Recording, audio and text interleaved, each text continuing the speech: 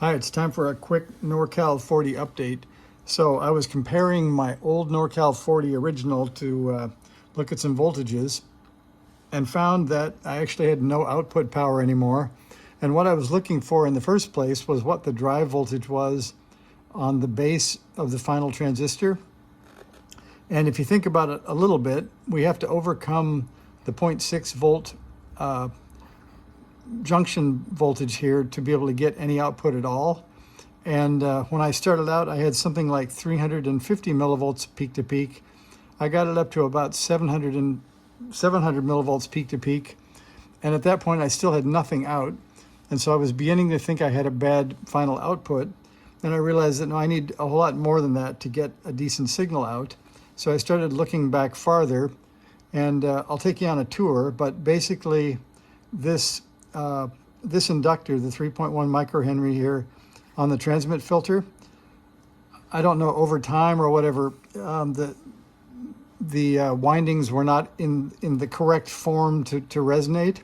So I gave them a little squeeze and then was able to tune the transmit filter to get much more output.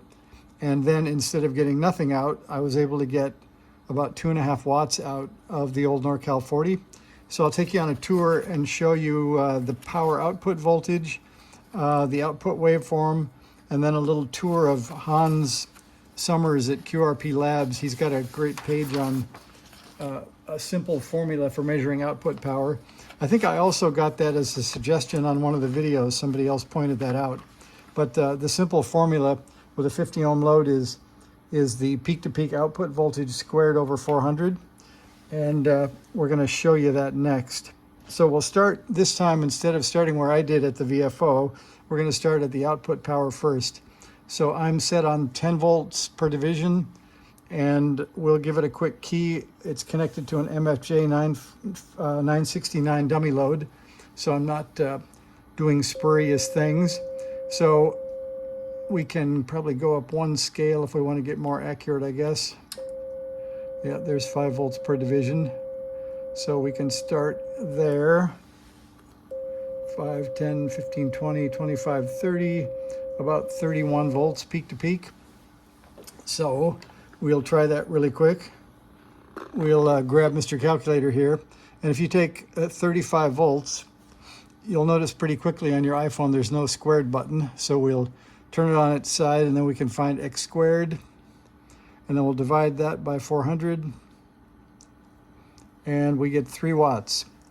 So that's a whole lot better than 0 that I was getting before.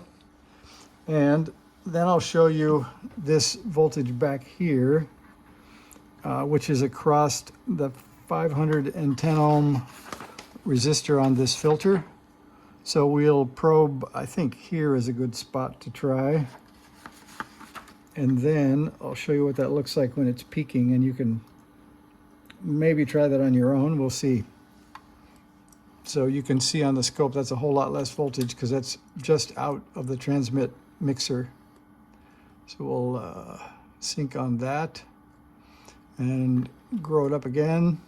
So now we're down on the 100 millivolt scale, you can see. So 1, 2, 3, 4, a little over 400 millivolts.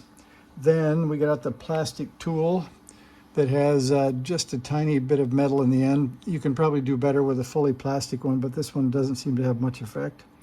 And I'll get that on that cap, and then I'll show you that there's the tuning of that transmit filter.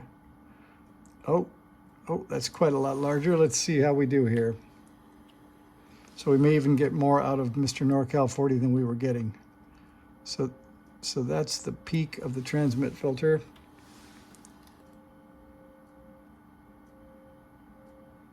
Okay, there's the peak.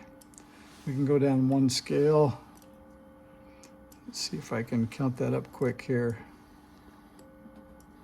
Remember not to stay on too long because Mr. Output Transistor may get angry. So we're on 200 millivolts per division, 2, 4, 6, 8, 1 volt.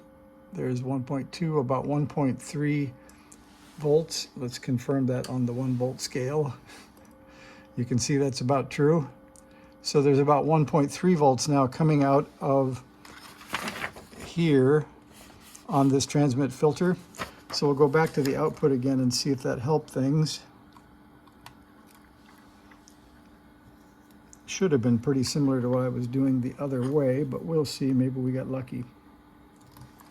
All right, we'll go back up much higher to it, like 10 volts per division. And of course we have 0 now, so that's quite interesting. So let's see if that adjustment fell out of a good position here.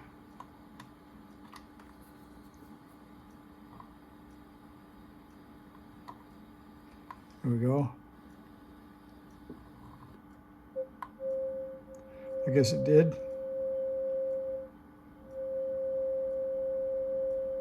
And it could have been maybe the effect of the scope on that filter also. So having the voltage measured on the output is probably better than measuring that filter while I tune it. Let's see. It's quite touchy.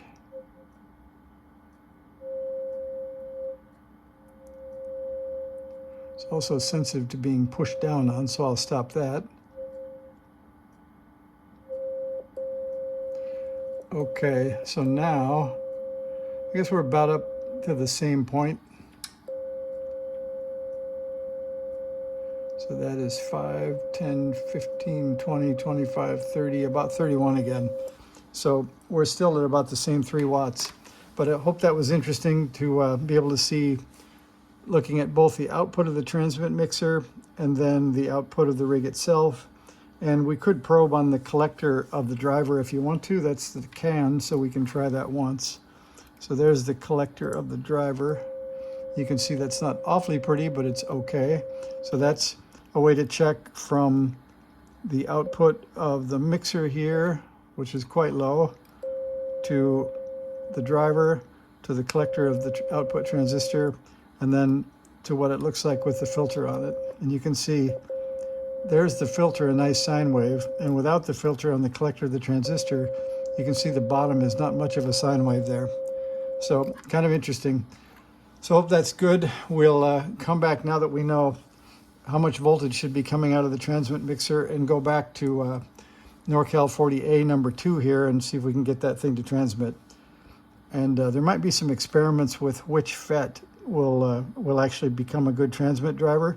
So we'll talk about that soon. Thanks for stopping by. See ya.